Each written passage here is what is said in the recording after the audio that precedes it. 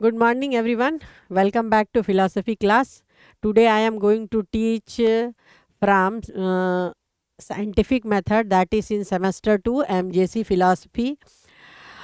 हमने पिछले क्लास में साइंटिफिक मेथड के बारे में बताया था और साइंटिफिक मेथड के अंतर्गत हम कैसे नॉलेज गेन करते हैं, कैसे उसमें इंडक्शन थ्योरी कार्य करता है, उस पर मैंने चर्चा की है। आज मैं क्या ग्राउंड होना चाहिए, इंडक्शन का क्या ग्राउंड है। अब कोई भी सिद्धांत को खड़ा करने के लिए एक आधार की ज़रूरत होती है, जिसके आधार पर उस सिद्धांत को पुष्पित और पल्लवित किया जाता है। तो आज हम वैज्ञानिक विधि के अंतर्गत यहाँ हम वैज्ञानिक विधि के अंतर्गत जो आगमन जो प्रोसेस है, सोर्सेस ऑफ नॉलेज है, जिसमें हम किसी भी ज्ञान को प्राप्त करते हैं, तो उसमें उसका ग्राउंड क्या है, उसका बेस क्या है, उसका आधार क्या है, इस पर हम परिचर्चा करेंगे। तो हमारे दर्शन शास्त्र में इंडक्शन और डिडक्शन सेमेस्टर 1 और सेमेस्टर 2 में पढ़ना है। अभी आप इंडक्शन थ्योरी पढ़ेंगे। इंडक्शन थ्योरी में हमने देखा है कि पिछले क्लास में कुछ से सब की ओर जाते हैं और वहाँ पर आगमनात्मक छलांग लगाकर एक यूनिवर्सल संभाव्य डिसीजन लेते हैं और निर्णय लेते हैं, ज्ञान प्राप्त करते हैं। तो यहाँ पर कुछ मनुष्य को मरते देखते हैं, जैसे राम मरा, श्याम मरा, हरि मरा, और फिर देखते हैं कि मनुष्य के अलावा जानवर भी मर रहे हैं, पेड़ पौधा भी मर रहे हैं और पक्षियाँ भी मर रही है। जितने जीव हैं एक समय के बाद वो मर रहा है। तो लास्ट में एक आगमनात्मक कुदान लेते हैं और ये निश्चित करते हैं, मतलब एक निष्कर्ष निकालने का प्रयास करते हैं द आगमन थ्योरी में, कि इसका निष्कर्ष एक बृहत और व्यापक निष्कर्ष होता है और हम कुछ से सब की ओर जाते हैं, जहां यूनिवर्सल निष्कर्ष पर पहुंचते हैं। तो आगमन तर्कशास्त्र में हम एक आगमनात्मक छलांग लेते हैं, दैट इज इंडक्टिव लीप कहा जाता है उसको। यही साइंटिफिक मेथड है। जब हम कुछ को देखकर सब की ओर पहुंच जाते हैं, एक व्यापक पर्टिकुलर से हम यूनिवर्सल निर्णय पर पहुंचते हैं, तो उसको आगमनात्मक छलांग बोलते हैं, जिससे कि इंडक्टिव लीप भी कहा जाता है। और इसी साइंटिफिक मेथड के आधार पर हम उसका ज्ञान लेते हैं। तो आज हम उस फॉर्मल ग्राउंड की बात करेंगे, उसका आकारिक आधार क्या है। कोई भी क्षेत्र में जब हम निर्णय लेते हैं तो उसके दो आकारिक आधार हैं, जिसके आधार पर हम कोई भी डिसीजन ले सकते हैं। जब हम कोई निर्णय स्थापित करते हैं तो उसका आकारिक आधार होता है और वास्तविक आधार होता है। तो हम जानेंगे कि आकारिक आधार सबसे पहले क्या है। हमने वैज्ञानिक आगमन में ये देखा है कि कुछ से सब की ओर जाते हैं और यह निष्कर्ष निकालने का प्रयास करते हैं कि कुछ जीव, मनुष्य मर रहे हैं, जानवर मर रहे हैं, पशु मर रहे हैं, लास्ट में निष्कर्ष पहुंचे कि सभी जीव मरणशील है। तो यहाँ हम अनुमान के आधार पर, इसमें अनुमान एक महत्वपूर्ण भूमिका निभाती है, जिसके आधार पर हमने निर्णय लिया है कि सभी जीव मरणशील है। तो मनुष्य का होना, फिर उसका मर जाना, जिस प्रकार करते हैं, फिर पशु का होना, मर जाना, जानवर का होना, मर जाना, पेड़ पौधे का होना, मर जाना, हर लिविंग बीइंग्स का एक टाइम के बाद उसका अंत होता है। कहते हैं जितने भी सजीव हैं उसका अंत निश्चित है, वो मरता है। उसी प्रकार हम सघन बादल को देखते हैं तो यह निष्कर्ष पर पहुंचते हैं कि बारिश होगी। यह कार्य कारण जब हम निर्णय करते हैं तो ये कार्य कारण तक या वर्तमान तक सीमित नहीं रहता है, एक भविष्य की संभावना भी हम इसमें तलाशते हैं। तो यहाँ पर हम कार्यकारण नियम भी हैं इसके, और उसके प्राकृतिक समरूपता नियम भी है। तो यहाँ हम देखते हैं कि हर एक घटना जो सम परिस्थिति में प्रकृति समान व्यवहार करती है, मतलब उसका हर जो घटना है उसका जो रिजल्ट होता है कारण के बीच कार्य का, उस सम व्यवहार प्रकृति करती है। यानी प्रकृति कभी भी ऐसा नहीं होता है कि उसका डिसीजन उलट पलट जाए। वो हमेशा ही समदृष्टि और समव्यवहार रखती है। जैसे कि सघन बादल रहे और मौसम बारिश होने का रहे तो बादल रहेगा तो बारिश होगा, ऐसा नहीं है कि बिना बादल बारिश होता है। ये और यहाँ पर हम देखते हैं उनका कहना है कि प्रकृति में जिस परिस्थिति में जो घटना वर्तमान में होती है तो भविष्य में भी वो देखी जा सकती है। ठीक उसी प्रकार आज मनुष्य को मरणशील होने के कारण हम कार्य कारण संबंध मानते हैं, तो भविष्य में भी मनुष्य है तो मरणशीलता होगा। इसके बीच कार्य कारण संबंध है।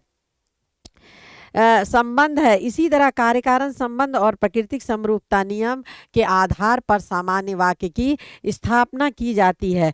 यहाँ पर इंडक्शन थ्योरी में अभी पिछले क्लास में भी मैंने बताया था, इंडक्शन थ्योरी का जो आधार होता है दैट इज कार्य कारण नियम और प्राकृतिक समरूपता नियम। ये दोनों उसके फॉर्मल ग्राउंड है जिसके आधार पर ये जिसके आधार पर एक निष्कर्ष पर पहुंचते हैं और एक व्यापक निष्कर्ष हम स्थापित करने का प्रयास करते हैं। इसके फॉर्मल ग्राउंड में दोनों ही आते हैं, जिसमें थ्योरी ऑफ कॉजेशन है और थ्योरी ऑफ यूनिफॉर्मिलिटी है। जब हम थ्योरी ऑफ यूनिफॉर्मिलिटी की बात करते हैं तो वहाँ पर समरूपता आती है। समरूपता और समान व्यवहार की बात की जाती है।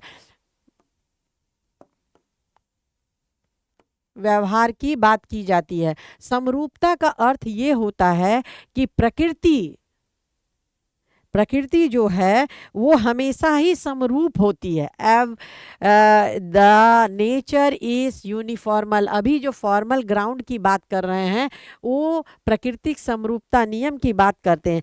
जिस खास परिस्थिति में कोई घटना अगर भूत में हुई है तो वो वही खास परिस्थिति आएगी तो वर्तमान में भी होगी, और वही खास परिस्थिति अगर फ्यूचर में आएगी तो फ्यूचर में भी होती है, पुनः उसी तरह की घटना घटेगी।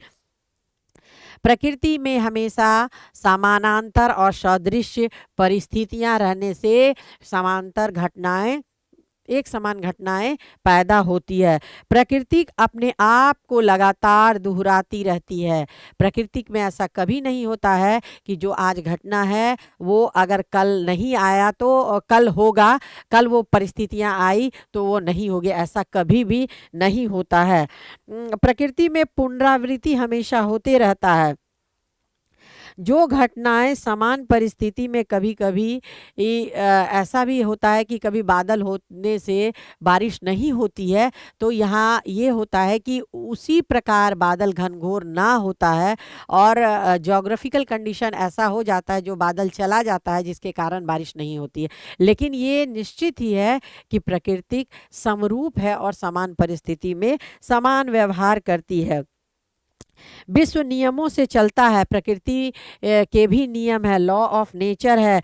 खास कार्य से खास कारण से खास कार्य पैदा होगी, और जो खास कारण से खास कार्य जो भूत में पैदा हुआ है वही खास कारण से एक खास कार्य वर्तमान में भी होगी, और उसी खास कारण से खास कार्य फ्यूचर में भी होगा।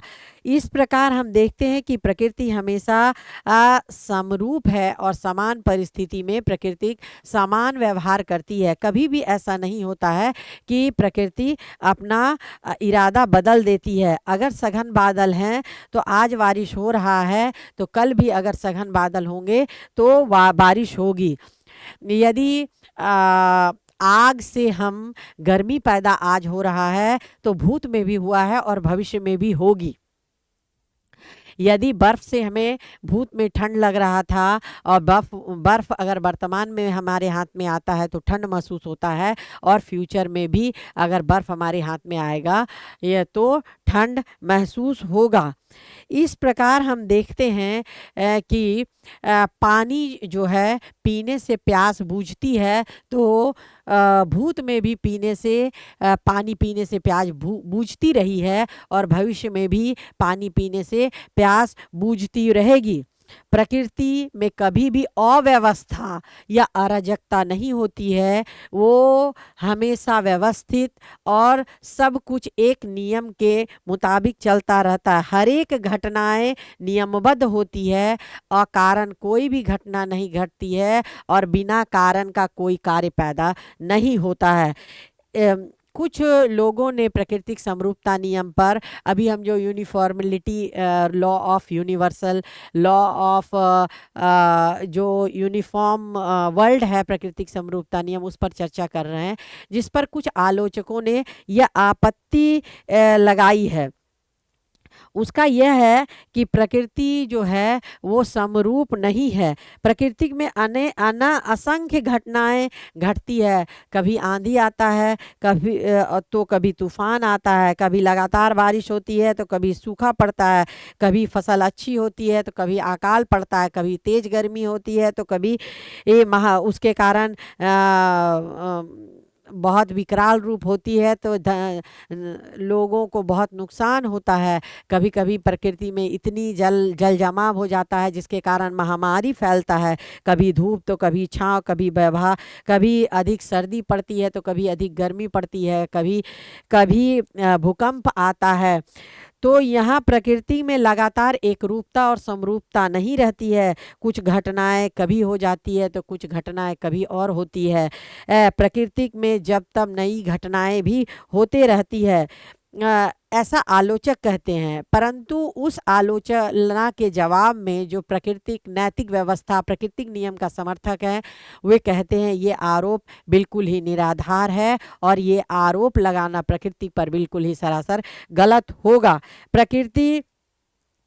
प्रकृति समरूपता का यह अर्थ नहीं होता है कि प्रकृति का व्यवहार हमेशा एक हो। प्रकृति अगर समरूपता है तो इसका मतलब ये नहीं है कि प्रकृति हमेशा एक ही हो। कभी धूप भी होगा, कभी छाँव भी होगा, कभी सर्दी भी होगा, कभी गर्मी भी होगा। तो प्रकृति एक व्यवस्था के तहत चलता रहता है। प्रकृति में असंख्य घटनाएं घटती है। कुछ नाना प्रकार के घटनाओं के बीच नाना प्रकार के कारण और अंतर होता है, जिसके कारण हमें वो दिखाई नहीं देता और लगता है प्रकृति सम व्यवहार नहीं कर रही है, लेकिन वास्तव में वो परिस्थितियां में कुछ न कुछ अवश्य बदलाव रहता है, जिसके कारण वो परिणाम हमें देखने को मिलता है, वहाँ भी हमें कुछ न कुछ बदलाव देखने को मिलता है। तो हम ये देखते हैं कि प्रकृति में जो घटनाएं घटती है वहाँ पर लगातार परिवर्तन होता रहता है, और परिवर्तन के कारण ही प्रकृति की सभी घटनाएं एक समान हमें प्रतीत नहीं होती है। जब हम प्रकृति में जो समरूपता नियम के आधार पर चलता है, उसमें हम देखते हैं कि कुछ लघु परिवर्तन होते हैं, कुछ दीर्घ परिवर्तन होते हैं। जब लघु परिवर्तन होते हैं या सूक्ष्म परिवर्तन होते हैं जिस पर हमारी पैनी नज़र नहीं पड़ती है, तभी हम उस पर यह आरोप लगाते हैं कि प्रकृति समान परिस्थिति में समान व्यवहार नहीं करती है। लेकिन अगर आप सूक्ष्मता से उसी घटना का अवलोकन किया जाए, निरीक्षण किया जाए, तब ये बात समझ में आ जाती है कि जरूर वहाँ कोई ना कोई अंतर अवश्य है। तो ये आरोप लगाना कि प्रकृति समरूप नहीं है, ये बिल्कुल ही निराधार होगा।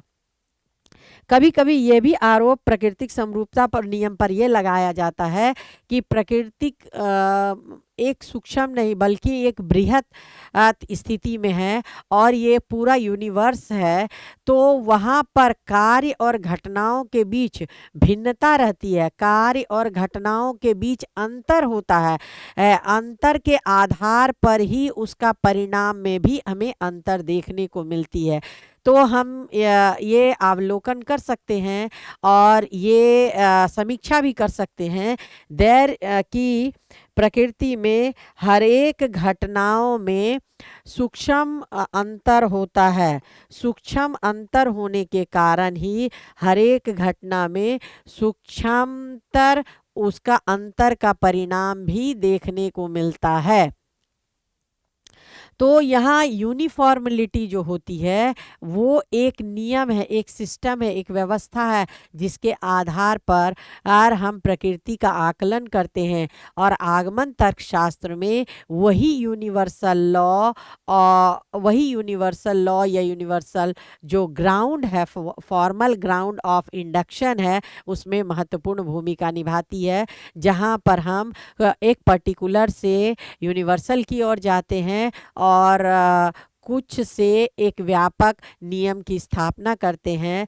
इसी आधार पर ये फॉर्मल ग्राउंड जो प्राकृतिक समरूपता नियम का सफल होता है और ये एक महत्वपूर्ण भूमिका निभाती है, जिसके आधार पर हम इंडक्शन थ्योरी को व्यापक रूप में देखते हैं।